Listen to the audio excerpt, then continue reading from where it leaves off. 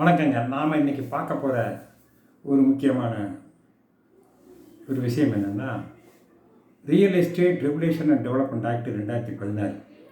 இந்த ஆக்ட் பார்த்திங்கன்னா செக்ஷன் 3(1) என்ன சொல்லுதுன்னா, ரியல் எஸ்டேட் ரெகுலேட்டரி அத்தாரிட்டியோட பெர்மிஷன் இல்லாமல் எந்த ரியல் எஸ்டேட் ப்ராஜெக்டும் பிளானிங் ஏரியாவில் ஆரம்பிக்கக்கூடாது, அட்வர்டைஸ்மெண்ட் பண்ணக்கூடாது, புக் பண்ணக்கூடாது, சேல் பண்ணக்கூடாது, ஈவன் அட்வான்ஸ் கூட வாங்கக்கூடாதுன்னு சொல்லிட்டு ஒரு சட்டம் இருக்குங்க.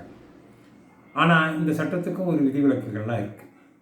எப்படின்னா செக்ஷன் 3(2) என்ன சொல்லுதுன்னா, அதே இதில் நீங்கள் ரியல் எஸ்டேட் ப்ராஜெக்ட் 5,000 ஸ்கொயர் மீட்டருக்கு கம்மியாக இருந்தாலோ அல்லது 8 அப்பார்ட்மெண்ட்டுக்கு கம்மியாக இருந்தாலோ நீங்கள் ரியல் எஸ்டேட் அத்தாரிட்டிகிட்ட பெர்மிஷன் கேட்க தேவையில்லைங்க.